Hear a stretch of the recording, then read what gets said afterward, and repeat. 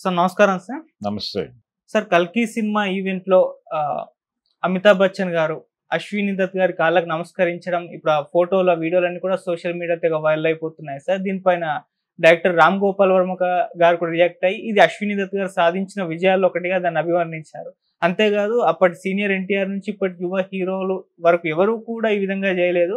అమితాబ్ బచ్చన్ గారు ఇంకే నిర్మాతకు కూడా ఈ విధంగా నమస్కరించలేదని చెప్పడం చూస్తున్నాం. సో దీనిపైన మీ ఒపీనియన్ సార్, మీరు ఏ విధంగా చూస్తారు? అంటే అమితాబ్ హంబుల్‌గా ఉంటాడు. ఆయన అవతల వాళ్ళని గౌరవిస్తాడు. ఇది చాలా సందర్భాల్లో అందరికీ తెలిసిన విషయమే. అశ్విని దత్ గారు అమితాబ్‌తో సినిమా చేయటం అనేది ఇది మొదటిసారి. అయితే గతంలో ఆయన కొన్ని హిందీ ప్రొడక్షన్స్‌లో ఇన్వాల్వ్ అయ్యాడు అశ్విని దత్. ఆ టైంలో మేజర్‌గా జితేంద్ర హవా నడిచింది. అయితే ఆ టైంలో ఇలాంటి రిలేషన్స్ లేవు. రెండోది ఇప్పుడు రామ్ గోపాల్ వర్మ గారు చెప్పిన పద్ధతి ప్రకారం చూస్తే అశ్విని దత్ గారు మొదటి హీరో ఎన్టీఆర్. అప్పటికి ఎన్టీఆర్‌తో సినిమా చేయటం కోసం ఆయన చుట్టూ తిరిగిన సందర్భం. ఆయన వయసు రీత్యా చాలా పెద్దవాడు అప్పటికి ఎన్టీఆర్. ఎదురులేని మనిషి సినిమా ఆయన తీసినటువంటి రామారావు గారితో తీసిన మొదటి సినిమా.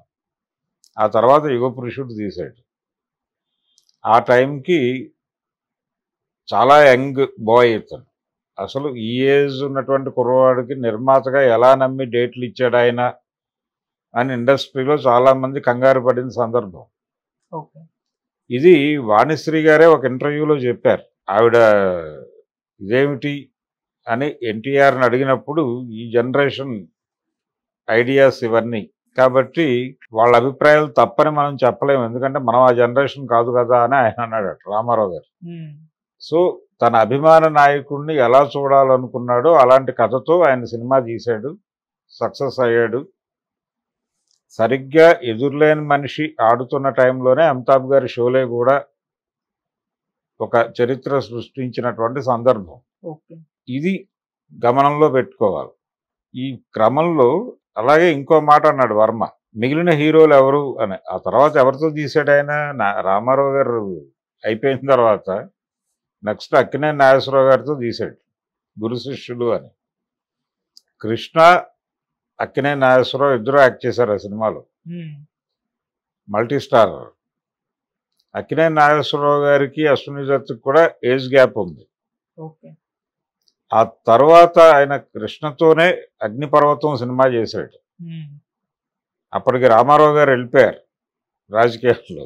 సో వీళ్ళు కూడా ఫ్రెండ్లీ రిలేషన్ ఉండేది తప్ప పాదాభివందనం చేసేంత పరిస్థితి లేదు. స్నేహం ఉండేది. సమవయస్కులు కూడా కాదు, కృష్ణ ఈయన కంటే పెద్దోడే. అది అలాగే నడిచింది. ఆ తర్వాత కొంచెం తనతో సమాన వయసు ఉన్నటువంటి హీరోలతో సినిమాలు చేసే అవకాశం దొరికింది ఆయనకి. అలా చిరంజీవి, నాగార్జున వీళ్ళతో కొనసాగాడు. అప్పుడు ఫ్రెండ్షిప్ నడిచింది. అప్పుడు కూడా పాదాభివందనాలు చేసుకునేటువంటి పరిస్థితి కాదు. ఆయన మొదటి సినిమా అంటే ఆయన ఎన్టీఆర్ గారితో సినిమా తీయటానికంటే ముందు, ఎదురులేని మనిషి కంటే ముందు ఓ సీత కథ తీశాడు భాగస్వామ్యంలో. అంటే అసలు మనం సినిమా తీయగలమా లేదా అనేది నిరూపించుకోవాలి కాబట్టి తీయాలని తీశారు. అది దానికి కె విశ్వనాథ్ గారు డైరెక్టర్. టోటల్గా ఆయనే రెస్పాన్సిబిలిటీస్ అన్నీ చూశాడు. కొంత జంజాల గారు మోసారు కాబట్టి అది కూడా ఫ్రెండ్లీ మ్యాచే. అప్పుడు కూడా పాదాభివందనాలు గొడవ లేదు. ఏమైనా చేసుంటే ఈయన విశ్వనాథ్ గారికి చేసుంటారు, అశ్విని దత్ గారు. అప్పటికి ఆయన అప్పుడే కాలేజీ నుంచి బయటకు వచ్చిన బ్యాచ్ ఇది. ఆ సినిమా సక్సెస్ అవగానే ఎన్టీఆర్ దగ్గరికి వెళ్ళిపోయాడు ఆయన. వెళ్ళిపోయి ఎదురులేని మనిషి కమిట్ చేయించాడు ఆయనతో. ఆ తర్వాత యుగపురుషుడు చేశాడు. అలా కొనసాగింది కథ. ఆ తర్వాత ఆయన చేసిన యంగ్ హీరోలు ఎవరున్నారు? యంగ్ హీరోలని ఎవరిని అంటున్నాడు ఈయన? అందరూ ఇప్పుడు ఎన్టీఆర్తో సినిమా చేశాడు ఆయన, జూనియర్ ఎన్టీఆర్తో. జూనియర్ ఎన్టీఆర్ కూడా హీరో నిజానికి అక్కడి నుంచి ఎవరైనా పాదాభివందనం చేసుంటే బాగుండేది అశ్విని దత్. అప్పటికి సీనియారిటీ వచ్చేసింది ఆయనకి. కానీ ఆ సన్నివేశం కనిపించలేదు. సో వర్మ గారి ప్రకటన ఆ ఏరియాలో పనిచేస్తుంది. ఓకే. అక్కడ వరకే చూడాలి. అమితాబ్ బచ్చన్ గారు ఇంకే ప్రొడ్యూసర్కి ఇంకెవరికి పాదాభివందనం చేయలేదు. ఆయన చూసి ఉండకపోవచ్చు.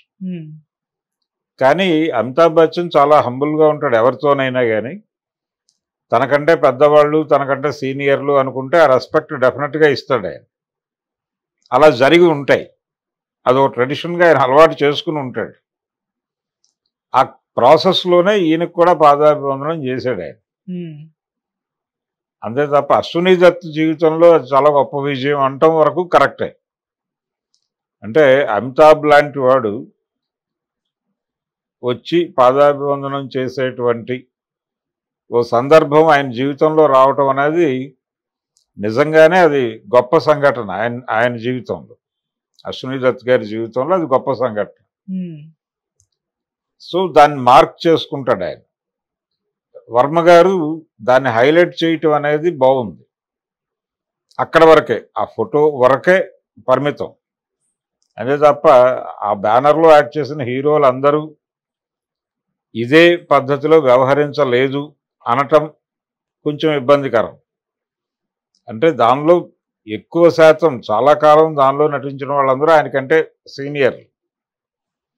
వాళ్ళు డెఫినెట్గా అలాంటి కార్యక్రమం చేయరు. ఆ తర్వాత వచ్చిన వాళ్ళు ఆయన సమవయస్కులు, వాళ్ళతో ట్రావెల్ అయ్యాడు. ఆ తర్వాత వచ్చిన వాళ్ళు ఏ కారణం చేతో అంత హంబుల్గా లేకపోయారు. మహేష్ బాబుతో చేశాడు ఆయన, రామ్ చరణ్తో చేశాడు, ఎన్టీఆర్తో చేశాడు. వీళ్ళు ఎవరు చేయలేదు అనేది ఓకే. వీళ్ళు ఎవరూ చేయలేదు, అమితాబ్ చేశాడు, అక్కడ వరకు ఓకే. ఇది టోటల్గా అంటే ఈ పాదాభివందనం చేయటం అనేది ఒక కల్చర్గా ఇండస్ట్రీలో నడుస్తుంది. దాసరి నారాయణరావు గారిని చూడగానే అలా వెళ్ళే పాదాభివందనం చేయటం. ఎన్టీ రామారావు గారికి కూడా అది నడిచేది. ఆయన రాజకీయాల్లోకి వచ్చాక కూడా నడిచింది. వెళ్ళి పాదాభివందనం చేయటం అనేది ఒక ప్రోగ్రామ్గా కొంతమంది చేసేవాళ్ళు. వీళ్ళు ఎందుకు చేస్తున్నారు అనేది కూడా వాళ్ళకు ఒక లెక్క ఉండేది. ఈ పాదాభివందనాలు చేయించుకునేవాళ్ళు కొంతమంది అవాయిడ్ చేస్తారు. మొన్న చంద్రబాబు గారి ప్రమాణ స్వీకారం రోజున కూడా పాదాభివందనాలు కొంచెం మితిమీరాయి అనేటువంటి మాట వచ్చింది కదా.